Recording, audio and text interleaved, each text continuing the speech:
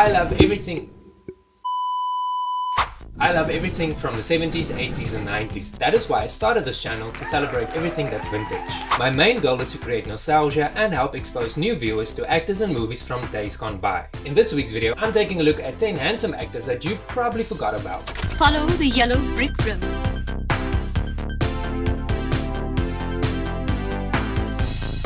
Coming in at number 10 on this week's list is Aleksander, spelled with a K and S for some reason. Aleksander's acting career has mostly consisted of daytime dramas and soaps, including his most famous role of Philip Spaulding. Oh, think us folks from the country's real funny like, don't you? Not that Spaulding. Philip Spaulding from Guiding Light. He made several appearances in some of the biggest TV series from the 1980s, including Who's the Boss and All My Children, but it seems that his acting career never really fully blossomed outside of Guiding Light. Alright, I'm serious. Why are you worried about Maureen? Well, I think she's doing too much. What are you complaining about? Sounds like you and your dad have got it made. Yeah, come on. I mean, I just think she's trying too hard, you know, doing too much and stuff. I just don't think it's right.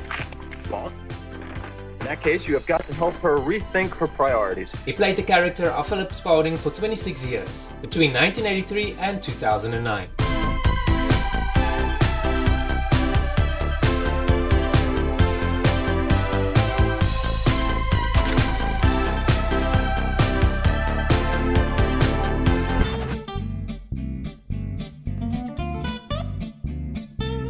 I kind of forgot about that. John Bolger only had a handful of acting credits, and in my opinion, it's a real shame. It's a real shame that he didn't get to play Superman in his younger days. Superman. I mean, he was born to play Superman with those facial features. Though he started his acting career in 1988, his career has mostly been under the radar for some reason. And most people probably know him only from his recurring role in the TV series Third Watch between 2000 and 2002.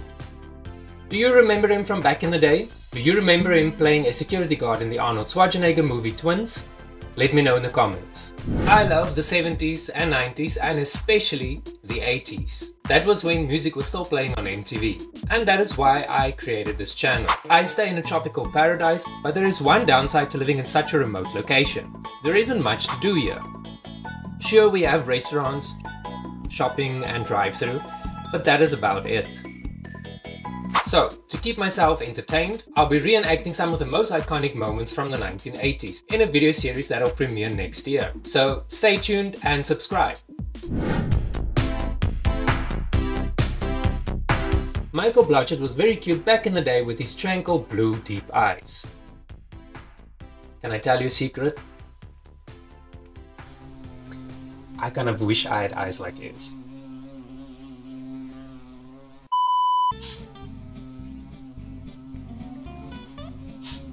These things are everywhere.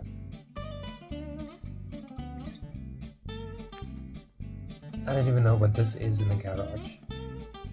And I have all of these creatures because this is what's next door to us. Don't I know you from somewhere? Don't tell me your name. You're Lance. Lance Rock. That's it. He started his acting career in 1965 in supporting roles, but it was his role in 1970s Beyond the Valley of the Dolls that brought him international recognition. In the movie, he portrayed Lance Rock, a high-priced male escort who had his sights on the protagonist's inheritance. His acting career was a brief one, and he decided to retire from acting in 1978 after becoming dissatisfied with the type of roles he was being offered. 1978's Disco Fever was his last acting credit, and then he shifted his focus to writing novels and screenplays.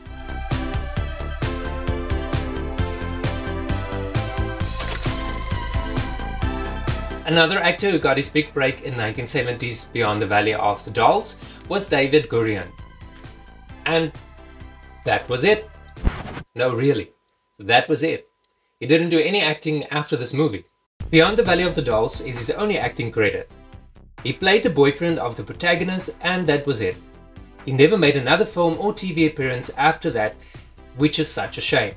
With very little information about this actor online, one can only wonder what happened and what made him decide to retire from acting.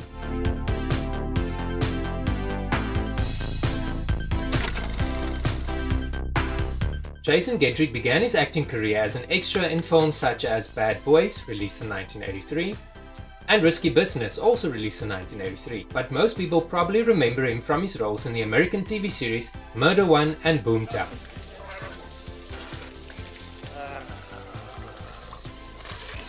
Yeah.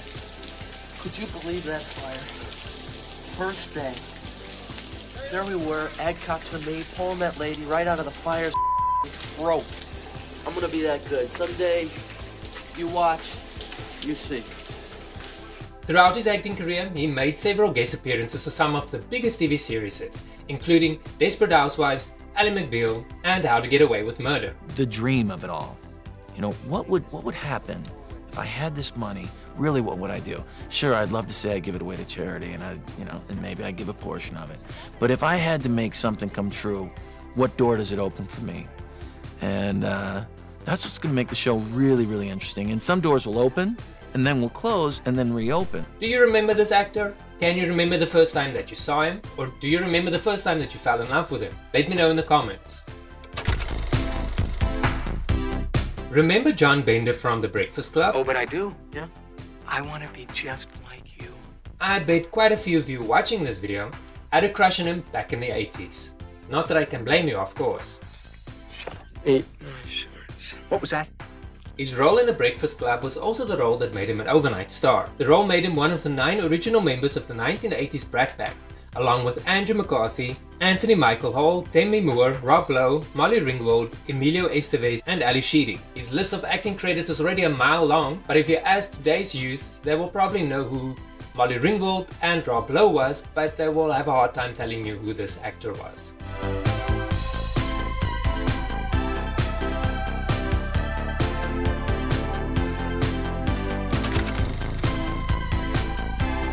Gregory Scott Reeves, better known as Scott Reeves, is an American actor and country singer, best known for his roles on the TV series Young and the Restless and General Hospital.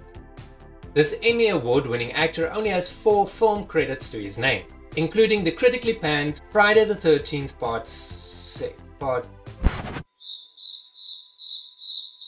Part 8, Jason Takes Manhattan. In my opinion, if Part 8 was a better movie, Reeves might have had a more successful movie career, but at least he had somewhat of a successful career in TV before venturing into music back in 2003.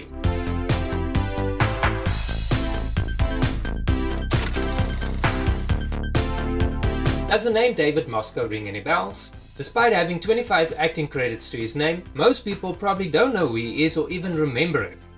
Though being a very handsome actor, he never quite made the impression that will ensure that he becomes a leading actor or even becomes memorable. He had his big break in, well, Big, starring Tom Hanks, playing the younger version of Hanks in the film. Make my wish right. I wish I were big.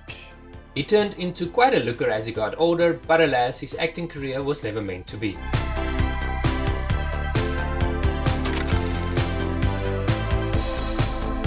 David Mason Daniels is best known for One Dark Night, released in 1982, as well as Wonder Woman, released in 1975. And it is such a shame that this handsome actor went under Hollywood's radar. Julie, let's not argue about this sisters thing Look, again. I've got to prove I can do it. Almost no information exists of this actor online, so let's just take a moment to remember him.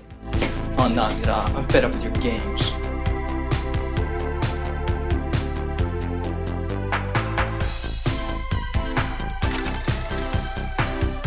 We're going way back for our #1 spot, and I'm pretty sure most of my viewers don't even know who this actor is, or they probably forgot about him.